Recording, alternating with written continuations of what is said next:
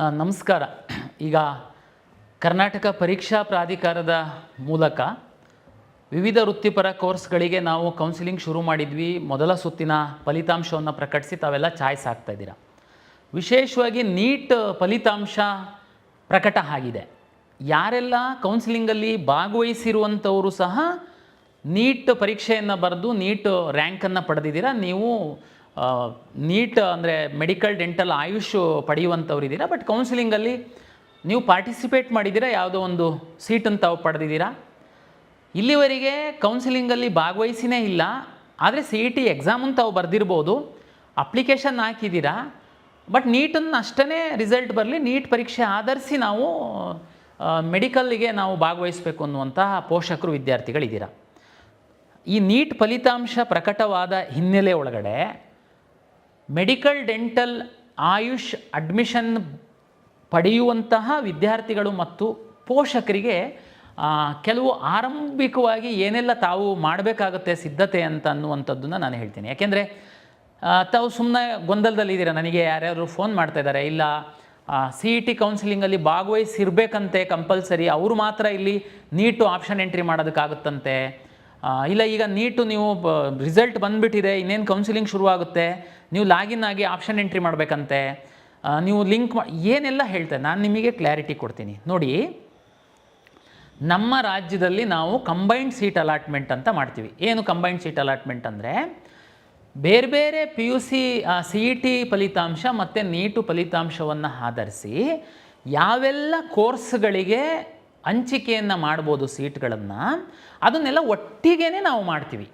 ಅಂದರೆ ಕೆಲವು ರಾಜ್ಯಗಳಲ್ಲಿ ಹೇಗಿದೆ ಅಂದರೆ, ನೀಟ್ ರ್ಯಾಂಕನ್ನು ಆಧರಿಸಿ ಒಂದು ಕೌನ್ಸಿಲಿಂಗ್ ಮಾಡ್ತಾರೆ. ಸೇಮ್ ವಿದ್ಯಾರ್ಥಿ ಅಗ್ರಿಕಲ್ಚರ್ ಹೋಗ್ಬೇಕಂದ್ರೆ ಅಲ್ಲೊಂದು CET ಬರೀಬೇಕು, ಅದಕ್ಕೆ ಒಂದು ಕೌನ್ಸಿಲಿಂಗ್ ಭಾಗವಹಿಸಬೇಕು. ವೆಟರ್ನರಿ ಆದರೆ ಅದಕ್ಕೊಂದು, ಇಂಜಿನಿಯರಿಂಗ್ ಆದರೆ ಅದಕ್ಕೊಂದು. ಅಲ್ಲಿ ಹೋಗಿ ಜಾಯಿನ್ ಆಗ್ತಾರೆ. ಅದಾದಮೇಲೆ ಅಲ್ಲಿ ಬಿಟ್ಬಿಟ್ಟು ಅಕಸ್ಮಾತ್ ಅವ್ರಿಗೆ ಬೇರೆ ಸಿಕ್ತು ಅಂತಂದರೆ ಈ ಕಡೆ ಬರ್ತಾರೆ.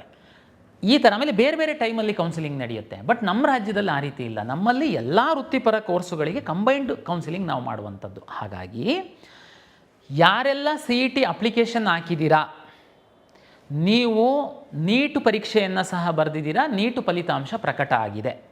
ನೀವೇನಪ್ಪ ಮಾಡಬೇಕು ಅಂತಂದರೆ, ನೀಟು ರಿಸಲ್ಟ್ ಏನೋ ಬಂದಿದೆ ನಿಮಗೆ ಗೊತ್ತಿದೆ, ಆದರೆ ನೀಟ್ ಪರೀಕ್ಷೆ ನಡೆಸ್ತವ್ರು ಯಾರು? ನ್ಯಾಷನಲ್ ಟೆಸ್ಟಿಂಗ್ ಏಜೆನ್ಸಿಯವರು. ಅವರು MCC ಮುಖಾಂತರ ನಮಗೆ ಇಡೀ ಇಂಡಿಯಾದಲ್ಲಿ ಎಷ್ಟು ಜನ ನೀಟ್ ಪರೀಕ್ಷೆಯಲ್ಲಿ ಅರ್ಹತೆಯನ್ನು ಗಳಿಸಿದ್ದಾರೆ ಅವರ ಒಂದು ಡೇಟಾವನ್ನು ನಮಗೆ ಕೊಡ್ತಾರೆ, ಫಲಿತಾಂಶವನ್ನು ಕೊಡ್ತಾರೆ. ಅದು ಇನ್ನೂ ನಮಗೆ ಕೊಟ್ಟಿಲ್ಲ. ಇನ್ನೊಂದು 2-3 ಡೇಸ್ ಒಳಗಡೆ ನಮಗೆ ಕೊಡ್ಬೋದು. ಕೊಡ್ತಿದ್ದಂಗೆ ನಾವೇನು ಮಾಡ್ತೀವಿ, ನಿಮ್ಮ ಲಾಗಿನ್ನಲ್ಲಿ ನೀಟ್ ರಿಜಿಸ್ಟರ್ ನಂಬರ್ನ ಎಂಟ್ರಿ ಮಾಡುವಂಥದ್ದಕ್ಕೆ ಎನೇಬಲ್ ಮಾಡ್ತೀವಿ. ನೀವೇನು ಮಾಡಬೇಕು ಅಂತಂದರೆ, ನೀವು ಹೆಂಗೆ CETದು ಅಪ್ಲಿಕೇಶನ್ನ ಹಾಕಿದ್ರಿ, ನಂತರ ಆಲ್ ಟಿಕೆಟ್ ಡೌನ್ಲೋಡ್ ಮಾಡ್ಕೊಂಡ್ರಿ, CET ರಿಸಲ್ಟನ್ನು ನೋಡಿದ್ರಿ, ಲಾಗಿನ್ ಆದ್ರಿ. ಕೆಲವರು ಈಗ ಆಪ್ಷನ್ ಎಂಟ್ರಿ ಮಾಡುವಂಥದ್ದಕ್ಕೆ ಲಾಗಿನ್ ಆದ್ರಿ. ಅದೇ ರೀತಿ ಲಾಗಿನ್ ಆದರೆ ಅಲ್ಲಿ ನೀಟ್ ರಿಜಿಸ್ಟರ್ ನಂಬರ್ನ ಎಂಟ್ರಿ ಮಾಡುವಂಥದ್ದು ಒಂದು ಬಾಕ್ಸ್ ಇರುತ್ತೆ. ತಾವಲ್ಲಿ ನೀಟ್ ನಂಬರ್ ಎಂಟ್ರಿ ಮಾಡ್ತಿದ್ದಾಗೇ ನಮಗೆ ನ್ಯಾಷನಲ್ ಟೆಸ್ಟಿಂಗ್ ಏಜೆನ್ಸಿಯವರು MCC ಮೂಲಕ ನಮಗೆ ಕೊಟ್ಟಿರುವಂತಹ ನಿಮ್ಮ ಫಲಿತಾಂಶದ ಡೇಟಾ ಫೆಚ್ ಆಗುತ್ತೆ. ಅಲ್ಲಿಗೆ ನೀವು ಸಬ್ಮಿಟ್ ಮಾಡ್ತು ಅಂತಂದರೆ ಅಷ್ಟೇ ಕೆಲಸ. ನಿಮ್ಮದು ಅಪ್ಲಿಕೇಶನ್ ಆಲ್ರೆಡಿ ಹಾಕಿದ್ದೀರಾ, ರಿಸರ್ವೇಷನ್ ಆಲ್ರೆಡಿ ಹಾಕಿದ್ದೀರಾ, ಕೆಲವರು ಲಿಂಗ್ವಿಸ್ಟಿಕ್ಕು, ರಿಲಿಜಿಯಸ್ ಮೈನಾರಿಟಿ ಹಾಕಿದ್ದೀರಾ, ಕ್ಯಾಸ್ಟ್, ಇನ್ಕಮ್ ಹಾಕಿದ್ದೀರಾ, ಕನ್ನಡ ಮೀಡಿಯಮ್ ರೂಲ್ ಎಲ್ಲನೂ ಆಗಿದೆ. ಕೆಲವರು ಪಾರ್ಟಿಸಿಪೇಟು ಮಾಡಿದ್ದೀರಾ ಕೌನ್ಸಿಲಿಂಗಿಗೆ. ಈಗ ನೀವು ಬೇರೆ ಏನು ಮಾಡೋ ಅಗತ್ಯ ಇಲ್ಲ. ನೀವು ನೀಟ್ ನಂಬರ್ನ ನಿಮ್ಮ ಅಪ್ಲಿಕೇಶನಿಗೆ ಲಿಂಕ್ ಮಾಡಿದರೆ ನಿಮ್ಮ ನೀಟ್ ರ್ಯಾಂಕು ಇಲ್ಲಿಗೆ ಫೆಚ್ ಆಗಿ ಬಂದು ಕೂತ್ಕೊಳ್ಳುತ್ತೆ. ನೆಕ್ಸ್ಟು ನೀವು ನಿಮ್ಮ ವೆರಿಫಿಕೇಷನ್ ಸ್ಲಿಪ್ಪನ್ನು ಮತ್ತೊಮ್ಮೆ ತಾವು ಡೌನ್ಲೋಡ್ ಮಾಡಿದರೆ ಅದರಲ್ಲಿ ನೀಟ್ ರ್ಯಾಂಕು ಡಿಸ್ಪ್ಲೇ ಆಗುತ್ತೆ. ಈಗ ಆಲ್ರೆಡಿ ನಿಮಗೆ ಇಂಜಿನಿಯರಿಂಗು, ವೆಟರ್ನರಿ, ಅಗ್ರಿಕಲ್ಚರು ಇವೆಲ್ಲ ರ್ಯಾಂಕ್ ಬಂದಿದ್ದಾವೆ. ನೀಟ್ ರ್ಯಾಂಕ್ ಒಂದು ಅಲ್ಲಿ ಬಂದು ಕೂತ್ಕೊಳ್ಳುತ್ತೆ. ಅಲ್ಲಿಗೆ ಒಂದು ಸ್ಟೇಜಿನ ಕೆಲಸ CET ಅಪ್ಲಿಕೇಶನ್ ಹಾಕಿರೋರ್ದು ಮುಗೀತು. ನೆಕ್ಸ್ಟ್ ಏನು ಮಾಡಬೇಕು ಅಂತಂದರೆ, MCC ಅವರು ಟೈಮ್ ಟೇಬಲ್ನ ಅನೌನ್ಸ್ ಮಾಡ್ತಾರೆ. ಫಸ್ಟ್ ರೌಂಡು ಕೌನ್ಸಿಲಿಂಗ್ ಸ್ಟೇಟ್ ಅವರು ಯಾವಾಗ ಮಾಡಬೇಕು, ನ್ಯಾಷನಲ್ MCC ಅವರು ಯಾವಾಗ ಮಾಡ್ತಾರೆ ಅಂತ. ಆ ಟೈಮ್ ಟೇಬಲ್ ಪ್ರಕಾರನೇ ನಾನು ಕೌನ್ಸಿಲಿಂಗ್ ಮಾಡಬೇಕು, ಆ ಟೈಮ್ ಟೇಬಲ್ ಪ್ರಕಾರನೇ ನಾನು ರಿಸಲ್ಟನ್ನು ಪಬ್ಲಿಷ್ ಮಾಡಬೇಕು.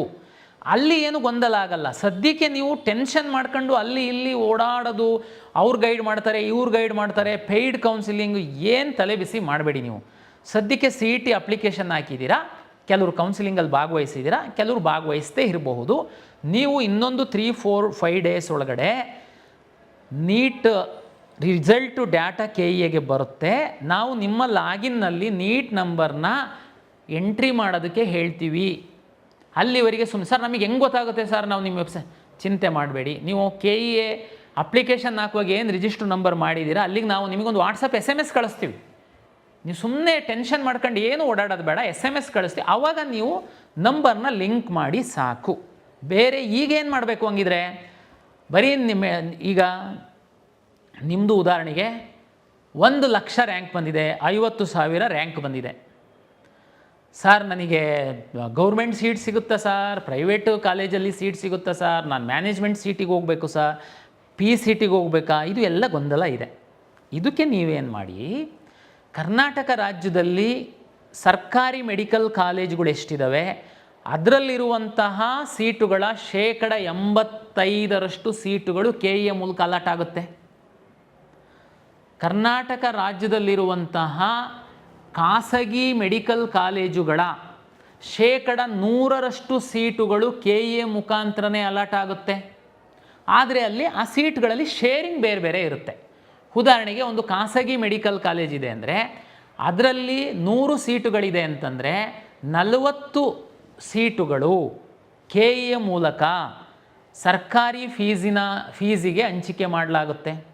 ಉಳಿದ 40 ಸೀಟುಗಳು ಹೈಯರ್ ಫೀಸ್, ಪ್ರೈವೇಟ್ ಸೀಟ್ ಅಂತ ನಾವು ಕರಿತೀವಿ, ಅದು ಫೀಸು ಜಾಸ್ತಿ ಇರುತ್ತೆ. 12.5 ಲಕ್ಷದಷ್ಟು ಲಾಸ್ಟ್ ಇತ್ತು. ಈ ವರ್ಷ ಗೌರ್ಮೆಂಟ್ ಜಿಒ ಬರುತ್ತೆ, ಏನು ಚೇಂಜ್ ಆಗಿಲ್ಲ, ಅಷ್ಟೇ ಫೀಸ್ ಇರುತ್ತೆ. ಇನ್ನು 20% ಸೀಟ್ಗಳಿದೆ ಅಂದರೆ 40 ಗೌರ್ಮೆಂಟ್ ಆಯಿತು, 40 ಸೀಟ್ ಆಯಿತು, ಇನ್ನು 20% ಸೀಟ್ ಇದೆ. ಅದರಲ್ಲಿ 5% ಮ್ಯಾನೇಜ್ಮೆಂಟ್ ಸೀಟು, ಇನ್ನು 15% NRI ಸೀಟು. ಈ 20% ಸೀಟಿಗೆ ಮಾತ್ರ ಕಾಲೇಜವರು ಫೀಸನ್ನು ನಮಗೆ ಕಮ್ಯುನಿಕೇಟ್ ಮಾಡ್ತಾರೆ, ನಾವು ಅದನ್ನು ಡಿಸ್ಪ್ಲೇ ಮಾಡ್ತೀವಿ. ಪೇರೆಂಟ್ಸ್ ಈಗ ನೀವು ಕೇಳ್ಬೋದು, ಸರ್ ಗೌರ್ಮೆಂಟ್ ಸೀಟ್ 40% ಸೀಟು ಸರ್ಕಾರನೇ ಫೀಸ್ ಫಿಕ್ಸ್ ಮಾಡುತ್ತೆ ಅಂತ ಹೇಳ್ತೀರಾ, ರಿಮೈನಿಂಗ್ 20% 5% NRI ಮತ್ತು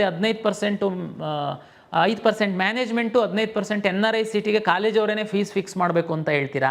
ಹಾಗಾಗಿ ನಮ್ಮ ಪಕ್ಕದಲ್ಲೇ ಕಾಲೇಜ್ ಇದೆ ಸರ್, ನಮಗೆ ಭಾಳ ಆತ್ಮೀಯರಿದ್ದಾರೆ, ನಾವು ಹೋಗಿ ಅಡ್ಮಿಷನ್ ಹಾಕ್ತೀವಿ, ನಾವು ಹೋಗಿ ಬುಕ್ ಮಾಡ್ತೀವಿ. ನೋ, ನಾನು ಆವಾಗಲೇ ಹೇಳಿದೆ, ಅವರು ಫೀಸ್ ಫಿಕ್ಸ್ ಮಾಡ್ಬೋದು 20%ಗೆ. 100% ಖಾಸಗಿ ಕಾಲೇಜುಗಳ ಸೀಟು KEA ಮೂಲಕ ನೀಟ್ ರ್ಯಾಂಕ್ ಆಧರಿಸಿ ಅಲಾಟ್ ಆಗುತ್ತೆ. ದಯಮಾಡಿ ಅರ್ಥ ಮಾಡ್ಕೊಳ್ಳಿ. ಯಾರೋ ಮಧ್ಯವರ್ತಿಗಳು ನಿಮಗೆ ಮ್ಯಾನೇಜ್ಮೆಂಟ್ ಸೀಟ್ ಕೊಡಿಸ್ತೀವಿ, ನಮಗೆ ಪರಿಚಯ ಇದ್ದಾರೆ, ನಂಬಬೇಡಿ. ಮ್ಯಾನೇಜ್ಮೆಂಟ್ ಸೀಟು ಯಾರೂ ಕೊಡೋದಕ್ಕಾಗಲ್ಲ, ಕಾಲೇಜವರು ಡೈರೆಕ್ಟ್ ಅಡ್ಮಿಷನ್ ಮಾಡೋದಕ್ಕಾಗಲ್ಲ, ಅದು KEA ಮೂಲಕನೇ ಅಡ್ಮಿಷನ್ ಆಗಬೇಕು. ದಯಮಾಡಿ ಅರ್ಥ ಮಾಡ್ಕೊಳ್ಳಿ. ಗೌರ್ಮೆಂಟ್ ಕಾಲೇಜಲ್ಲಿ 85% ಹೇಳಿದೆ, 15% ಗೌರ್ಮೆಂಟ್ ಸೀಟ್ಗಳು MCC ಮೂಲಕ ಅಲಾಟ್ ಆಗುತ್ತೆ. ರಾಜ್ಯದಲ್ಲಿ ಒಂದಷ್ಟು ಡೀಮ್ಡ್ ಮೆಡಿಕಲ್ ಕಾಲೇಜ್ಗಳಿದ್ದಾವೆ, ಆ ಡೀಮ್ಡ್ ಮೆಡಿಕಲ್ ಕಾಲೇಜ್ಗಳದ್ದು ಸೀಟ್ಗಳು ಸಹ MCC ಮೂಲಕ ಅಲಾಟ್ ಆಗುತ್ತೆ. ಆದರೆ ಕೆಲವು ಡೀಮ್ಡ್ ಕಾಲೇಜ್ಗಳವರು ಸರ್ಕಾರಕ್ಕೆ ಒಂದು ಸಣ್ಣ ನಂಬರಿನ ಸೀಟನ್ನು ಬಿಟ್ಟುಕೊಡ್ತಾರೆ. ಆ ಸೀಟ್ಗಳು ಮಾತ್ರ ನಮ್ಮ ನಿಯಮಾನುಸಾರ ರೋಸ್ಟರ್ ಪ್ರಕಾರ ನಮ್ಮಿಂದ ಅಲಾಟ್ ಆಗುತ್ತೆ. ಅದು ಸಣ್ಣ ನಂಬರ್ ಇರುತ್ತೆ. ಹೆಚ್ಚು ಸೀಟ್ಗಳು ಡೀಮ್ಡ್ ಕಾಲೇಜ್ಗಳದ್ದು ಸೀಟೆಲ್ಲ ಅಲಾಟ್ ಆಗುವಂಥದ್ದು ಡೆಲ್ಲಿಯ MCC ಮೂಲಕ.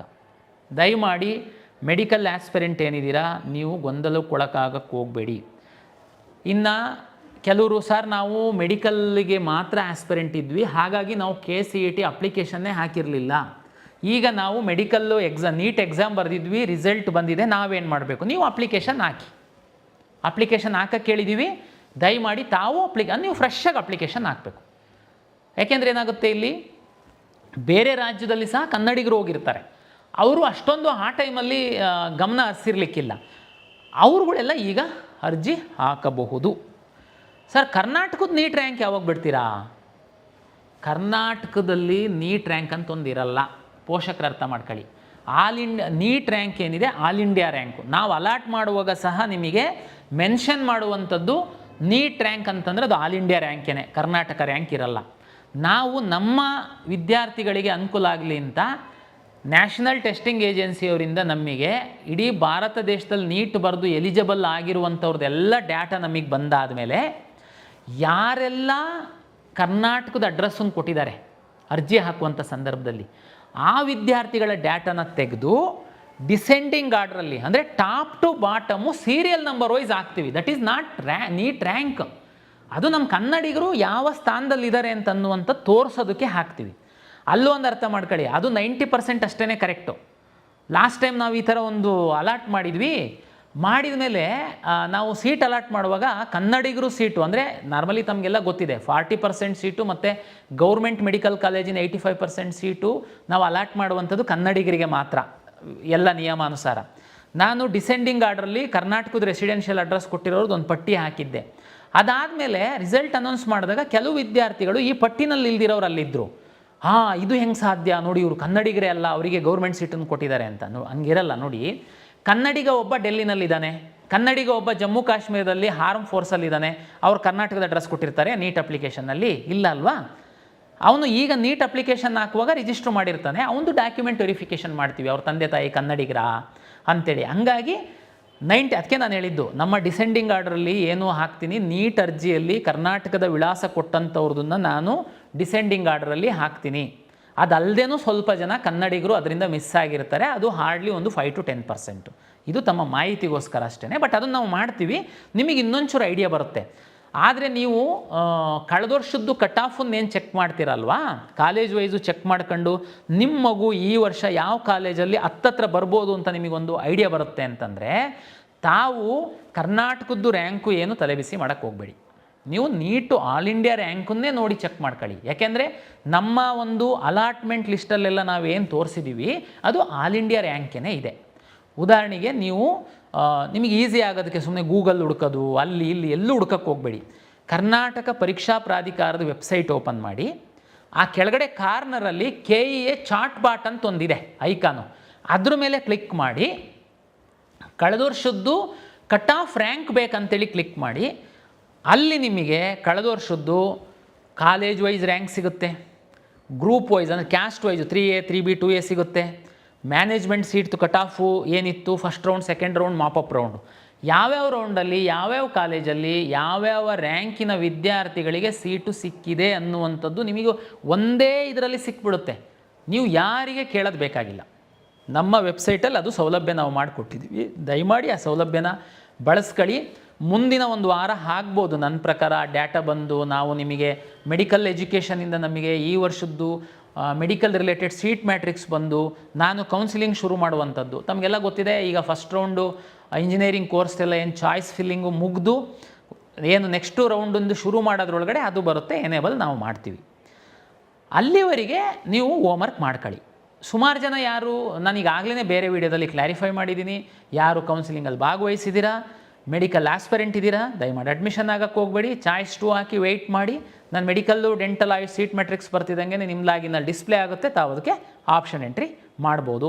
ಫಾರ್ಮಸಿ ಕೋರ್ಸು ಏನು 2 ಇತ್ತು, B ಮತ್ತು D ಫಾರ್ಮಾ, ಅದು ನಮಗೆ ಸೀಟ್ ಮ್ಯಾಟ್ರಿಕ್ಸ್ ಬರಲಿಲ್ಲ, ಹಂಗಾಗಿ ನಾವು ಎನೇಬಲ್ ಮಾಡಿಲ್ಲ. ಅವರು ಸೀಟ್ ಮ್ಯಾಟ್ರಿಕ್ಸ್ ಕೊಡ್ತು ಅಂತಂದರೆ ಸೆಕೆಂಡ್ ರೌಂಡಲ್ಲಿ ನಾವು ಎನೇಬಲ್ ಮಾಡ್ತೀವಿ. ಕರ್ನಾಟಕ ಪರೀಕ್ಷಾ ಪ್ರಾಧಿಕಾರ ಬೇರೆ ಬೇರೆ ಇಲಾಖೆಗಳು ಕೊಡುವಂಥದ್ದನ್ನೆಲ್ಲ ತೆಗೆದುಕೊಂಡು ನಾವು ಕೌನ್ಸಿಲಿಂಗ್ ಮಾಡುವಂಥದ್ದು. ನಿರಂತರವಾಗಿ ಎಲ್ಲ ಇಲಾಖೆಗಳ ಜೊತೆ ನಾವು ಸಂಪರ್ಕದಲ್ಲಿದ್ದು ಮನವಿಯನ್ನು ಮಾಡಿ ಆದರೆ ನಾವು ಟೈಮ್ ಟೇಬಲ್ ಸಹ ಫಾಲೋ ಮಾಡಬೇಕಾಗುತ್ತೆ. ಹೆಚ್ಚು ವಿದ್ಯಾರ್ಥಿಗಳ ಹಿತದೃಷ್ಟಿಯನ್ನು ಸಹ ನಾವು ಕಾಪಾಡಬೇಕಾಗುತ್ತೆ. ಹಾಗಾಗಿ ನಾವು ಕೆಲವೊಮ್ಮೆ ಟೈಮ್ ಟೇಬಲ್ಲಿಗೆ ಸ್ಟಿಕನ್ ಆಗಬೇಕಾಗುತ್ತೆ. ಫಸ್ಟ್ ರೌಂಡು ಕೊನೆ ತನಕ ನಾವು ಕಾದರೂ ಅವ್ರು ಕೊಟ್ಟಿಲ್ಲ, ಈ ರೌಂಡಲ್ಲಿ ಅವರು ಕೊಡ್ತಾರೆ ಅಂತ ಭಾವಿಸಿದ್ದೀನಿ. ಕೊಡ್ತಿದ್ದಂಗೆ ನಾನು ಎನೇಬಲ್ ಮಾಡ್ತೀನಿ. ಯಾರು ಫಾರ್ಮಸಿ ಆಸ್ಪಿರೆಂಟ್ಸ್ ಇದ್ದೀರಾ, ತಾವು ಈಗ ಅಕಸ್ಮಾತ್ ಯಾವುದಾದ್ರೂ ಬೇರೆ ಕೋರ್ಸ್ ಹಾಕಿದರೆ, ಯಾರು ಮೆಡಿಕಲ್ ಆಸ್ಪಿರೆಂಟ್ ಇದ್ದೀರಾ, ಡೆಂಟಲ್ ಆಸ್ಪಿರೆಂಟ್ ಇದ್ದೀರಾ, ಆಯುಷ್ ಆಸ್ಪಿರೆಂಟ್ ಇದ್ದೀರಾ, ಈಗ ನೀವು ಕೌನ್ಸಿಲಿಂಗಲ್ಲಿ ಭಾಗವಹಿಸಿ ತಮ್ಗೆ ಯಾವುದಾದ್ರೂ ಸೀಟ್ ಸಿಕ್ಕಿತ್ತು ಅಂತಂದರೆ ತಾವು ದಯಮಾಡಿ ಚಾಯ್ಸ್ 2 ಹಾಕಿ ವೆಯ್ಟ್ ಮಾಡಿ. ಗಡಿಬಿಡಿನಲ್ಲಿ ಅಡ್ಮಿಷನ್ ಆಗೋದಕ್ಕೆ ಹೋಗಬೇಡಿ. ನೆಕ್ಸ್ಟ್ ರೌಂಡಲ್ಲಿ ಅದನ್ನೆಲ್ಲ ಸೇರಿಸ್ಕೊಂಡು ನಾವು ಸೀಟ್ ಅಲಾಟ್ಮೆಂಟ್ ಮಾಡ್ತೀವಿ. ಹಾಗಾಗಿ ಇದು ವಿಶೇಷವಾಗಿ ಒಂದು ಸಣ್ಣ ವಿಡಿಯೋ. ನೀಟ್ ಪರೀಕ್ಷೆ ಬರೆದು ಫಲಿತಾಂಶ ಪ್ರಕಟ ಆಗಿ ಇರುವಂತಹ ಪೋಷಕರು ವಿದ್ಯಾರ್ಥಿಗಳಿಗೆ ನಮಗೆ ಸೀಟ್ ಸಿಗುತ್ತೋ ಬಿಡುತ್ತೋ ಸಿಗಲ್ವೋ ಏನು ಮಾಡಬೇಕು ಅದೆಲ್ಲ ಗೊಂದಲಕ್ಕೆ ಪರಿಹಾರ ಕಳೆದ ವರ್ಷದ್ದು ಕಟ್ ಆಫನ್ನು ನೋಡಿ ನೀವೊಂದು ತೀರ್ಮಾನ ಮಾಡಿ. ಸರ್ ಅದು ಮ್ಯಾನೇಜ್ಮೆಂಟಿಗೆ ಹೋಗ್ಬೇಕಾ, PCTಗೆ ಹೋಗ್ಬೇಕಾ, ಅಕಸ್ಮಾತ್ ಪ್ರೈವೇಟ್ ಸೀಟ್ ಸಿಕ್ತು ಅಂತಂದರೆ ನಾನು ನೆಕ್ಸ್ಟ್ ರೌಂಡಲ್ಲಿ ಏನು ಮಾಡಬೇಕು, ಅದು ಎಲ್ಲ ನಾನು ಹೇಳ್ತೀನಿ ಮುಂದಿನ ವಿಡಿಯೋದಲ್ಲಿ. ಒಮ್ಮಿಗೆ ಎಲ್ಲ ತಲೆಬಿಸಿ ಮಾಡಬೇಡಿ. ಸದ್ಯಕ್ಕೆ ಎಲ್ಲ ಕಳೆದ ಹಿಂದಿನ ವರ್ಷಗಳು ಕಟ್ ಆಫ್ ನೋಡ್ಕೊಳ್ಳಿ. ನಾನು ಲಿಂಕನ್ನು ಓಪನ್ ಮಾಡಿದಾಗ ನಿಮ್ಮ ನೀಟ್ ರ್ಯಾಂಕನ್ನು ಇನ್ಸರ್ಟ್ ಮಾಡಿ ನಿಮ್ಮದು ವೆರಿಫಿಕೇಷನ್ ಸ್ಲಿಪ್ಪನ್ನು ಡೌನ್ಲೋಡ್ ಮಾಡ್ಕೊಳ್ಳಿ. ಅದರಲ್ಲಿ ನಿಮ್ಮ ನೀಟ್ ರ್ಯಾಂಕು ಡಿಸ್ಪ್ಲೇ ಆಗುತ್ತೆ. ಇಷ್ಟೇ ಈಗ ಮಾಡಬೇಕಾಗಿರೋದು ನೀಟ್ ಆಸ್ಪರೆಂಟ್ಸು. ಇಲ್ಲಿವರೆಗೆ ಅರ್ಜಿನೇ ಹಾಕಿಲ್ದಿರೋರು ಮಾತ್ರ ಅರ್ಜಿ ಹಾಕೋದಕ್ಕೆ ನಾನು ರಿಕ್ವೆಸ್ಟ್ ಮಾಡ್ತೀನಿ. Thank you.